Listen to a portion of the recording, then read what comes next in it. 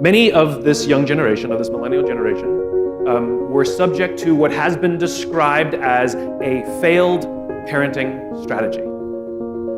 Some of you and many of your friends were raised being told that you were special, and you were told that you can have whatever you want just because you want it.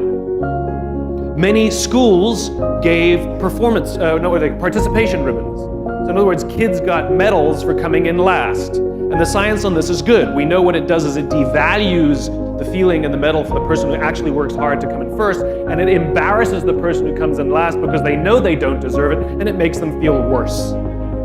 Some kids got into honors classes not because they deserved it, but because their parents complained. And some kids got A's not because they earned them, but because the teachers didn't want to deal with the parents. And then you graduate. And you get a job. And in an instant, your entire self-view is shattered. Because many kids find out that they're not special. They find out that they can't have whatever they want just because they want it. There's nothing when you come in last. You get no medal for coming last, and your parents cannot help you get a promotion. And so what the result is an entire generation where there's a disproportionately high number of people growing up with lower self-confidence than previous generations, because this entire self-image is completely shattered instantaneously. And so much so that I actually hear stories of people's parents filling out their job applications for them and other things, right? It's that bad, right? Then you combine it with the second observation, which is technology. We know that when we engage with social media or our cell phones, a chemical in our body called dopamine is released, right? It's what makes us feel good, right? Dopamine is the same chemical that is released in our bodies when we find something we're looking for, like your keys, when you go on Google, when you hit the goal or win the game, that yes, this sense of joy or sort of that's dopamine. Well, we know that we get a hit of dopamine when we engage with social media, when our phones go buzz, bing, flash, or beep. That's why if you're feeling a little bit down, you pull out your phone and you send 10 texts to 10 friends, hi, hi, hi, hi, hi. And you hope that somebody texts you back, because when they do, it feels good, right? There are other things that release dopamine. Alcohol, nicotine, gambling, all release dopamine. It's why they feel good, and almost all addictions are dopamine-based addictions. We also know that almost all alcoholics discovered alcohol when they were teenagers. You see, when we're very, very young, the only approval we need is the approval of our parents. Then when we go through adolescence, we make this transition where we now need the approval of our peers. Very frustrating for our parents, very important for us. It allows us to acculturate outside of our immediate families into the broader tribe. It is a time of high stress and high anxiety, and we're supposed to learn to rely on our friends. Some people, quite by accident, discover alcohol and the numbing effects of dopamine. And unfortunately, that connection becomes hardwired. And then for the rest of their lives, every time they face significant stress, they don't turn to a person, they turn to the bottle, right? Now, as I said before, we know that social media and cell phones release dopamine. Now, we have age restrictions on alcohol, we have age restrictions on tobacco, and we have age restrictions on gambling, but we have no age restrictions on social media and cell phones. It's as if an entire generation who are going through adolescence, their parents have thrown open the liquor cabinet and said, try the vodka to help you get through the teenage years. That's what social media and cell phones do. So unfortunately, for too many people, that connection is becoming hardwired. And as they grow up and they face significant stress in their lives, instead of learning to turn to a person, they turn to a device. Right? Where we seek solace in social media, where we'll check an Instagram post, how many likes we're getting. We'll check, we'll check, we'll check, we'll check, we'll check, we'll check. And sometimes our own self-worth comes from how many followers we have. It can become devastating to us when somebody unfollows us, right? The only way that we stand away from stress when we face it. In other words, an entire generation is growing up having not practiced or learned coping mechanisms for stress. This is very, very serious for social animals that need each other, where we haven't learned those skills. And it's even worse, because if you want to go on a date, you don't have to learn to be like, hey. You just swipe right. You just got a date. You can have 4 dates in an evening, right? And if you don't like the person, you don't have to learn to say no when you mean yes, and yes when you mean no, and yes when you just swipe left. It's done.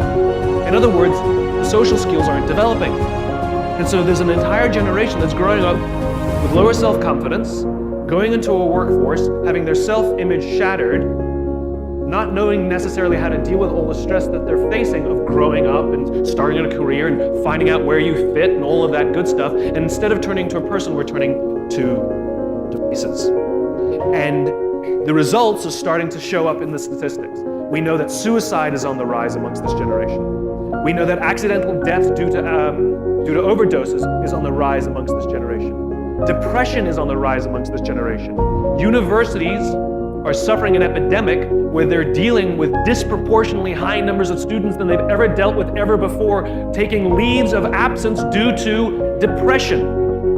And then to compound the effect, it's a generation that's grown up with filters, Facebook and Instagram, and we curate our own lives and present to the world how we want to be seen, and we make ourselves look good, we make the weather look better, and the sunsets are always more bright in Instagram than they were in real life. In other words, we're good at presenting ourselves as we're not, but how we want to be seen. And so everybody thinks this generation is strong and confident. At all the companies we go work for, they think we have it all figured out, and we certainly sound like I only dress like a 16-year-old. This generation presents itself as having all the answers, and yet they don't. Stress runs high, they don't know how to ask for help. It gets worse. Then you add in the manner in which so many people grew up in this generation with a sense of impatience. Now, as I said before, you're often accused of being entitled, and it certainly seems that way. But I think it's a misreading of the tea leaves. You've grown up in a world of instant gratification. You want to buy something, you go on Amazon, it shows up the next day. You want to watch a movie, you don't check movie times, you just stream it whenever you want to watch it. TV shows, you don't wait week to week to week, you can binge watch the whole weekend. And like I said, even dating is just a swipe to the right? Everything is instant, everything is instant gratification. And the problem is, too many people have applied that sense of instant gratification to their careers and to their lives. The problem is, there ain't no app for that. I hear from this generation, too many people struggle to form, their words, not mine, struggle to form deep, meaningful relationships. Many will admit that most of their friendships are superficial. Many will admit that their friends will cancel on them if something better came along. Many would admit that they don't have deep, trusting, loving relationships with their own friends. That's because it's a journey. I talk to so many smart, fantastic, ambitious, idealistic, hard-working kids, and they're right out of college, they're in their entry-level jobs, and I'll ask them, how's it going? And they'll say, I think I'm gonna quit. And I'm like, why? And they say to me, I'm not making an impact. I'm like, you know you've been here 8 months, right? They treat the sense of fulfillment or even love like it's a scavenger hunt, like it's something you look for. My millennial friends, they've gone through so many jobs. They're either getting fired, I mean it was mutual,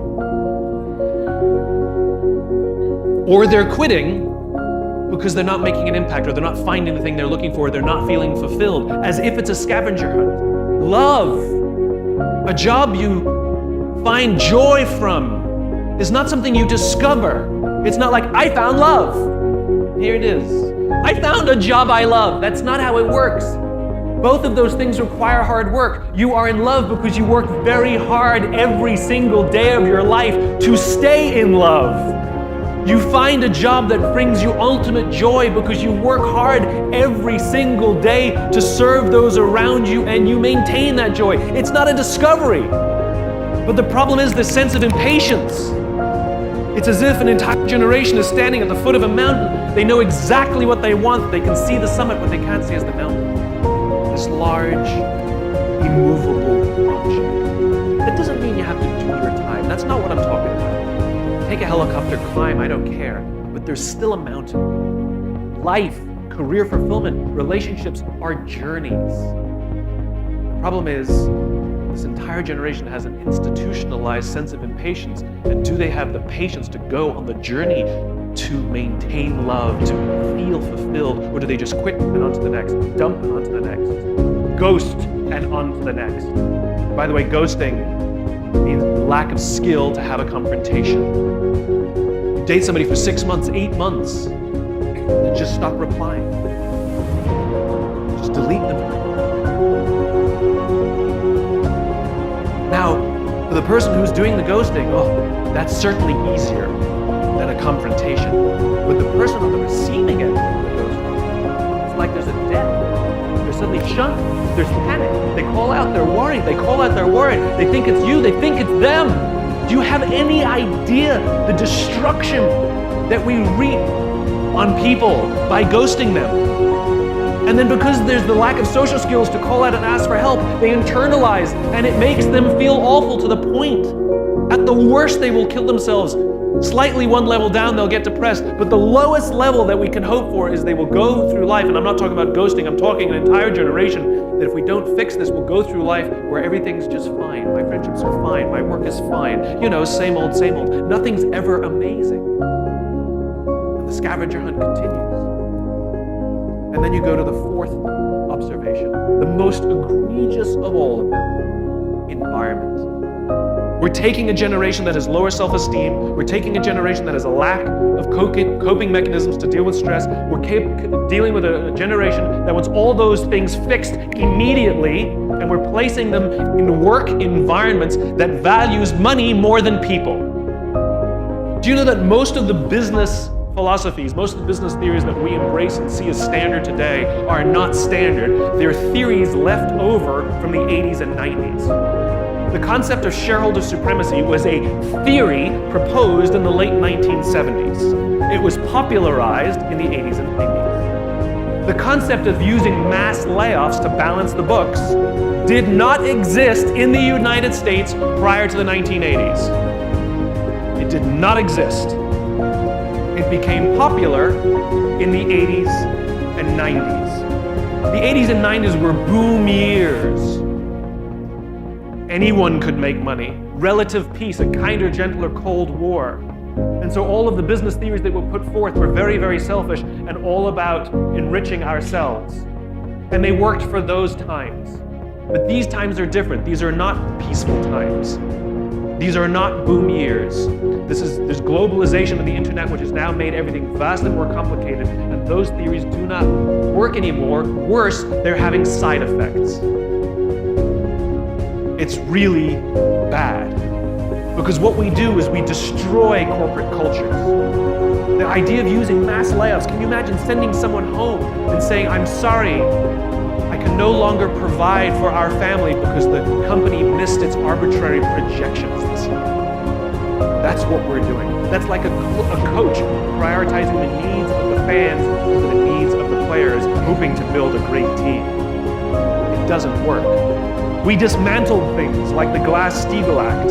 Glass-Steagall was passed after the Great Depression to prevent another Great Depression from happening. It was dismantled in the 80s and the 90s in the name of profit. Okay? Do you know how many stock market crashes we had between the Great Depression and the dismantling of Glass-Steagall? The answer is 0.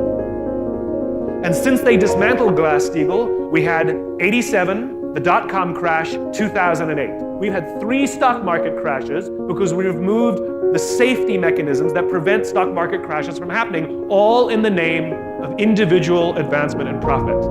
And these are the corporate cultures we've built. Corporate cultures that value numbers over people.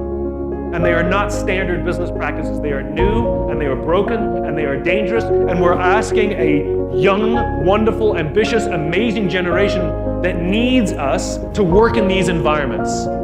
Whether we like it or not, we have to take responsibility for the bad hand that you've been dealt. It is up to the companies to create an environment in which you can build your self-confidence. It is up to the companies to create an environment in which you can learn coping mechanisms and learn how to build strong, close relationships with people with whom you work. You will eventually love and sacrifice to see that they gain. It is in these environments that we will learn the patience and the hard work that it takes to find fulfillment in our lives, to find a sense of purpose, a sense of joy. Yes, it's all fine and good that my generation and older generations say to you things like, well, you're the future leaders. We're the leaders now. We're the ones in control of the corporate environments now. And we're making your lives worse. I don't want you to jump from job to job to job to job. You will never find what you're looking for. It's not a scavenger hunt. I don't want you to go from relationship to relationship to relationship. What I want you to do is stand up and demand that the places in which you work lead you properly. Nobody wants to wake up in the morning and be managed. We want to wake up in the morning and be led. And we have a total leadership crisis in America. Politics is just the mirror reflection. We get the politicians we deserve. We're the divided ones. We're the selfish ones.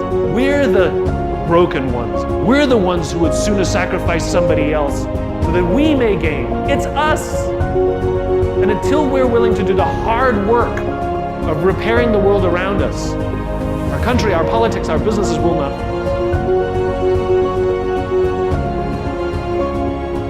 Which leads me to my second point. Understanding the game we're playing. The game called work, or life, or love, whichever one you want, or all of them. In game theory, there are two kinds of games. There are finite games and there are infinite games. A finite game is defined as known players, fixed rules, and an agreed upon objective. Baseball. We all agree what the rules are, and at the end of 9 innings, whoever has more runs, we declare the winner, and the game is over. No one ever says, wait, if we can just play 3 more innings, I know we can come back and win. It doesn't happen, right? You have winners and you have losers, right? Then there's an infinite game. An infinite game is defined as known and unknown players. The rules are changeable, and the objective is to keep the game in play, to perpetuate the game. When you pit a finite player versus a finite player, the system is stable. Baseball is stable. When you pit an infinite player versus an infinite player, the system is also stable. The Cold War was stable because there can be no winners and losers. It doesn't exist. That's not a scenario we want. So you keep the game in play to keep it stable. And in an infinite game, because there are no winners or losers, what happens is players drop out when they run out of the will or the resources to play. Then they're replaced by other players. The game perpetuates, the players change out. Problems arise when you pit a finite player versus an infinite player. Because the finite player is playing to win, and the infinite player is playing to stay in the game. The finite player will always get frustrated. They will find themselves in quagmire. This was the United States in Vietnam. We were fighting to win. They were fighting for their lives. This was the Soviet Union in Afghanistan. They were fighting to beat the Mujahideen. The Mujahideen would fight for as long as was necessary. Now, let's look at the game of business. The game of business is, by its very definition, an infinite game. It has pre-existed before every single company on this planet ever existed. And it will outlast every single company on this planet. But if you listen to the words of most companies, they don't know the game they're in. You listen to companies, they want to be number one. Based on what metrics? Based on what time frame? Revenues? Market share? Square footage? Number of employees? Based on a quarter, a year? 5 years, 10 years, 50 years? I didn't agree to those standards. You can't suddenly just arbitrarily say we're number one. No one else agreed to the standards. It's nonsense to beat our competition. Based on what? And they study their competition, trying to outdo their competition. And yet I've never heard of a company that's taken down by the competitors they know. They're always taken down by the competitors they don't know. Do you think MySpace knew that Facebook existed? They were worried about Friendster.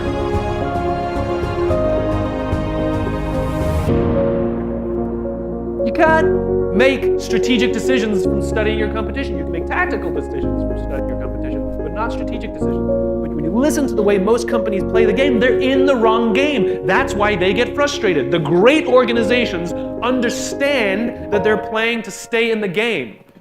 Jim Senegal, the founder of Costco, says Wall Street's in the business of making the quarter of the year. We're in the business of building a company for the next 50 years. The understanding of knowing what game you're in radically changes the kinds of decisions you make and the way you see the world. It is also tremendously confidence building. Let me give you a true story. I spoke at a education. That's funny. I spoke at an education summit for Microsoft. I also spoke at an education summit for Apple. At the education summit for Microsoft, I would say that 70% of the executives spent about 70% of their presentations talking about how to beat Apple. At the Apple Education Summit, 100% of the executives spent 100% of their presentations talking about how to help teachers teach and how to help students learn. One is playing this way, and one is playing that way. One is playing finite, and the other one is playing infinite. Guess which one gets frustrated? So at the end of my talk at Microsoft, they gave me a gift. They gave me the new Zune when it was a thing.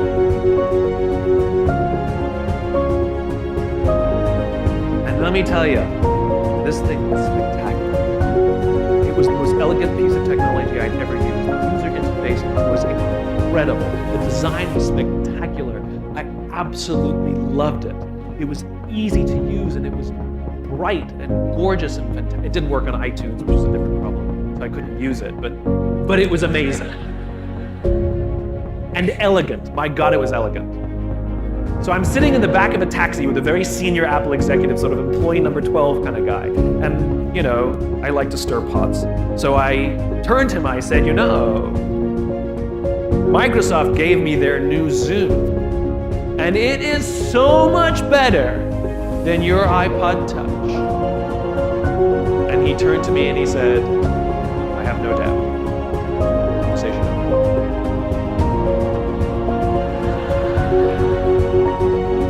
Because the infinite player understands sometimes you're ahead and sometimes you're behind. Sometimes your product is better and sometimes it's worse. The goal isn't to be the best every day. The goal isn't to outdo your competition every day. That's a finite construction. If I had said to Microsoft, I've got the new iPod Touch and it's so much better than your Zoom, they would have said, can we see it? What does it do? React, react, react, react. Finite players play to beat the people around them. Infinite players play to be better than themselves. To wake up every single day and say, how can we make our company a better version of itself today than it was yesterday? How can we create a product this week that's better than the product we created last week? We also have to play the infinite game. It's not about being ranked number one. It's not about having more followers on Twitter than your friends. It's not about outdoing anyone. It's about how to outdo yourself. It's not about selling more books or getting more TED views than somebody else. It's about how to make sure that the work that you're producing is better than the work you produced before. You are your competition. And that is what ensures you stay in the game the longest. And that is what ensures you find joy. Because the joy comes not from comparison, but from advancement.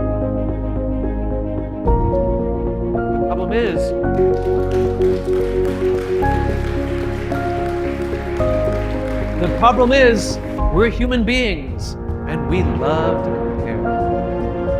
We love a ranking. Oh, we love a ranking. Top 10 this, top 100 that. Oh, we love a ranking. You know? Every industry's got its own rankings, and we love to be on those rankings. Even though most of the rankings are arbitrary, and you can pretty much boil most of them, lie your way onto most of them. Right? But I'm on the list, right? They did a study, who do all the studies. They did a study where they asked people that they wanted a free $400,000 house on a block where all the other houses are $100,000, or a free $1 million house on a block where all the other houses are $4 million. Most people took the $400,000 house. We just love to be better than each other. but that is a depressing way to live life. What I urge you to do, if you are not a millennial, is to have a little empathy for the millennials around you. They were dealt a bad hand, and unfortunately, we have to help them build their confidence, find their patience, and break the habit of their technology so that they can learn the social skills that they need to be happy. If you are a millennial, it's not you.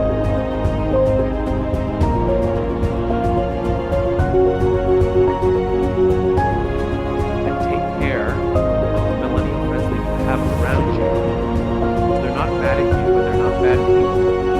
They were dealt the same bad hand that you were dealt. Don't demand that they take care of you. Take care of you. That's part of the problem.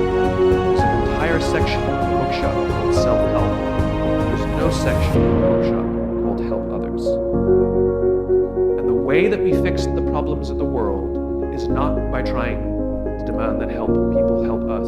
How can I lose 10 pounds? How can I find love? How can I find the job of my dreams? That's what all the books say. No, it should be, how can I help my friend live a healthy lifestyle? How can I help my friend find a lifetime of fulfillment? That's what it's about. It's about service to others, because that's what it means to be human. Everything about our makeup, our biology and our anthropology is designed to get us to look after each other. Everything about our makeup is designed to get us to take care of each other. That's why an event like this feels better than watching it online. Because we get to sit next to each other. We get to sit with each other. It's nicer for me too. It's much nicer for me to be here with you. Because we're social. But we all have a responsibility in this tribe.